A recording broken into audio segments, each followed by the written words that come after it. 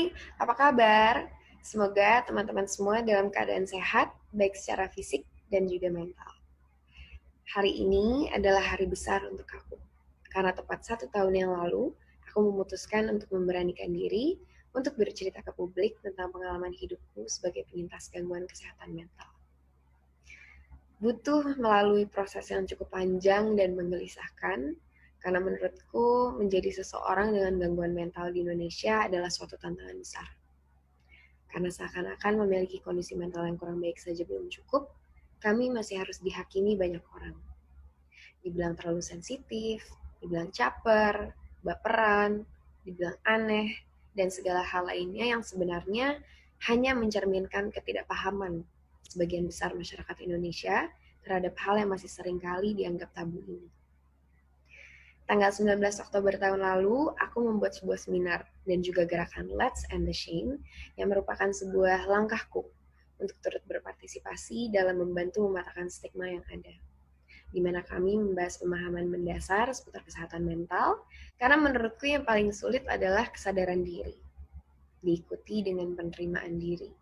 Setelah itu baru bisa perlahan menghilangkan rasa malu untuk mulai memelihara kesehatan mental. Memang gak mudah untuk membuat keputusan untuk psikolog atau psikiater. Karena menurutku manusia seringkali punya kecenderungan untuk jahat sama dirinya sendiri. Lebih sayang dan perhatian dengan orang lain, tapi ke diri sendiri kurang baik. Suka meremehkan masalah diri dalam hati dengan ngomong, udahlah, masalah sepele gini doang masa sedih. Kayak gini doang masa nangis, masa dipikirin terus.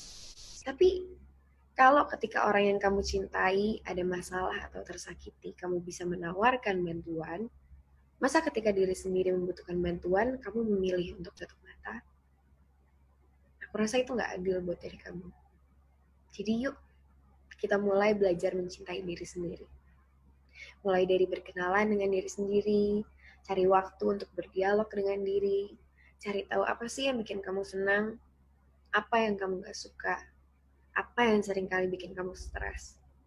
Dicatat semua, jadi kamu bisa lebih memahami dirimu ketika perasaan-perasaan yang mengganggu datang. Kalian bisa cek highlights di Instagram aku untuk lihat apa aja menurut aku hal yang bisa kita lakukan untuk mulai menerapkan self-love dalam keseharian. Jangan malu untuk berubah dan berproses. Di tengah jalan pasti akan ada banyak yang meremehkan usaha kita untuk menjadi pribadi yang lebih baik. Cuma bukan berarti kamu harus patah semangat. Fokus dengan tujuan hidupmu. Gak usah dengerin apa kata orang selama kamu gak menyakiti siapapun dalam langkahmu. Seperti contohnya dari aku, setelah aku open up tentang kondisi kesehatan mental, ternyata banyak sekali yang berkomentar negatif. Bilang aku caper, udah gak laku lagi, makanya bikin sensasi, pura-pura gila. Di situ aku bukan sedih karena omongan mereka, tapi sedih karena kesehatan mental masih sangat disepelekan banyak masyarakat Indonesia. Masih banyak yang gak sadar bahwa yang mereka lakukan sifatnya bullying. Yang tanpa mereka sadari, segala komentar negatif yang mereka sampaikan hanyalah proyeksi dari ketidaknyamanan mereka dengan dirinya sendiri. Itu lingkaran yang luar biasa mematikan menurutku. Dari kurangnya self-love, kemudian dengan mereka sadari atau mereka tanpa sadari jadi ada rasa benci terhadap diri sendiri, kemudian menjadi mudah iri terhadap orang lain, yang lama-kelamaan terbentuk menjadi rasa amarah, yang kemudian dilontarkanlah ke orang lain. Jadi menurut aku jangan sedih atau stres kalau kamu dibully. Karena orang yang membuli kamu bukan mendefinisikan kamu. Mereka hanya memproyeksikan masalah yang ada di dalam diri mereka sendiri. Sering banget orang bilang ke aku waktu aku lagi berisi lah pada saat itu, gendut banget sih lo kayak sapi. Kenapa mereka bisa melontarkan kalimat tersebut? Karena kalau mereka yang ada di posisi aku, mereka nggak bisa terima kenyataan tersebut. Karena apa? Karena mereka belum berdamai dengan kekurangan dirinya. Seseorang yang memiliki self-acceptance tidak akan pernah merendahkan orang lain.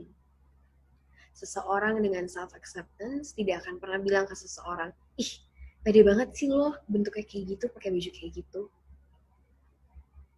Because we know, no matter what we look like, we are worthy. We are equally beautiful in our own ways. So let's start from within. Mulai dari diri sendiri. Mulai dari hal kecil. Contohnya deh, kita para perempuan pasti sering banget bilang ke teman, cantik banget deh lo, atau you deserve better. Tapi kalau sama diri sendiri, aduh, gue tuh jelek banget. Aduh, hidung gue gede banget. Aduh, coba gue gini, coba gue gitu. Stop. Berhenti merendahkan diri sendiri. Mulailah memberikan afirmasi ke diri setiap harinya. I am enough. I am worthy. Afirmasi itu penting sekali dilakukan setiap harinya. Kalian akan kaget banget ketika sadar seberapa luar biasa kekuatan alam bawah sadar kita. Alam bawah sadar kita itu menyerap semua kalimat yang kita ucapkan loh. Jadi hati-hati dalam berdialog dengan diri sendiri. Duh, gue tuh emang males. Gue tuh emang kayak gini udah gak bisa diubah lagi.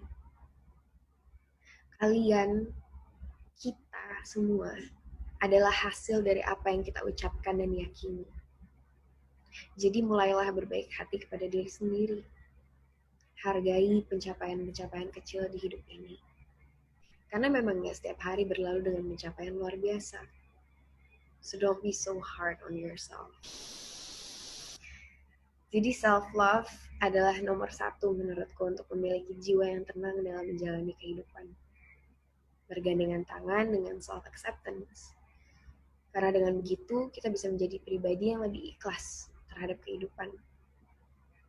Memang gak mudah untuk mencapai titik tersebut. Dan ketika udah sampai pun bukan berarti kita gak akan belok-belok lagi habis itu nyasar. But it's okay not to be okay. It's okay to be lost every once in a while. Kamu gak sendirian. Kita semua punya struggle yang sulit untuk diajak berdamai. Again, it's okay not to be okay. Take a step back. Cari waktu untuk menyendiri, untuk refleksi diri kembali. Apa sih tujuan hidup kita? Apa yang buat kita stres? Bisa dihindari kah? Kalau nggak bisa ya coba berdamai dengan hal tersebut. Memang tidak mudah, tapi tidak juga mustahil. Salah satu hal yang sangat membantu menurut aku adalah journaling. Jadi kita tahu apa sih yang terjadi di diri kita sendiri. Karena nggak mungkin orang tiba-tiba nangis karena hal kecil. Pernah nggak sih marah besar atau kesel sampai nangis karena hal konyol yang bikin kita sendiri pun bingung kenapa sampai kayak gini perkara hal kecil gitu. Itu adalah emotional build up. Bom berisi emosi yang terpendam. Nunggu waktu untuk meledak. Karena kita kurang terkoneksi dengan diri kita sendiri. Coba deh, mulai dari setiap malam sebelum tidur dicatat. Hari ini apa aja perasaan yang kamu rasakan? Apa penyebabnya? Gimana reaksi kamu? Apa tanggapan kamu mengenai hari itu? Jadikan itu rutinitas baru. Jadi kita lebih kenal dengan diri sendiri. Nanti seiring jalannya waktu, kita juga jadi lebih present dalam keseharian. Jadi lebih sadar, oh ini nih yang gue suka. Atau ini nih yang sering bikin gue bete. Yang suka bikin gue stres. Jadi lebih bisa cari solusi dengan sadar dan membuat keputusan dengan kepala dingin. Apalagi di tengah pandemi seperti ini ya, banyak orang yang bingung kenapa ya tiba-tiba stres banget. Karena mungkin banyak stresor atau hal-hal pemicu stres yang selama ini gak kelihatan karena dibalut dengan kesibukan dan berbagai macam aktivitas. Jadi begitu banyak waktu kosong, mulai bermunculan satu persatu. Semua hal yang selama ini menggelisahkan. Menakutkan memang terkadang untuk bertatap muka dengan masalah yang selama ini sengaja kita abaikan. Tapi kalau nggak diselesaikan, akan selamanya ada di situ.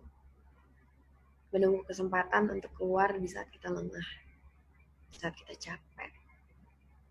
Buat kita jadi frustrasi, atau yang lebih parah, depresi. So let it go. Forgive them. Forgive yourself. Kita nggak bisa putar ulang waktu. Berdamailah. Hidup kita sekarang di sini, di saat ini. Sekarang adalah momen yang terpenting. So try practicing on being mindful. Apa sih itu mindfulness? Mindfulness adalah saat dimana kita memberikan perhatian penuh terhadap apa yang terjadi di hidup kita pada saat ini. Detik ini. Tidak memikirkan masa lalu, juga tidak meresahkan masa depan. Simply being here, right now, right at this moment. Seperti sekarang lagi melihat dan mendengar aku ngomong, lihat dan dengarkan aku ngomong.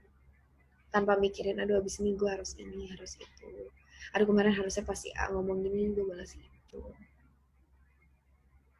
Melatih mindfulness termudah yang bisa kita coba menurut aku adalah ketika kita sedang makan. Jangan pikirkan apapun. Rasakan sensasi makanan yang kamu makan, perhatikan cara kamu mengunyah, syukuri bahwa kamu masih bisa merasakan makanan yang kamu makan. Karena seenak apapun makanan, kalau kita lagi sakit nggak akan ada rasanya. So take some time to appreciate that. Take all the time you need to be present and grateful for your life that is right here, right now. Bukan berarti kita jadi nggak mikirin hidup kita mau kemana ya, tapi kita manusia kan punya kecenderungan untuk overthinking. Seperti yang tadi aku udah bilang, cukup ketahui tujuan hidupmu, jalan ke arah itu. Kalau ternyata buntu ya berarti Tuhan punya rencana lain. Kalau ternyata gagal ya pasti ada hikmah yang bisa diambil. Karena pada akhirnya segala sesuatu pasti mendewasakan. Mudah sekali memang untuk ngomongnya. Cuma menurutku nggak ada hal yang lebih melelahkan dari meresahkan hal yang belum tentu terjadi. Karena kalau memang sudah takdirnya terjadi, mau kita jungkir balik akan tetap terjadi. So again, let it go. Take a deep breath. Semua akan baik-baik saja. Selamat Hari Kesehatan Mental Sedunia. Aku berdoa untuk kalian semua.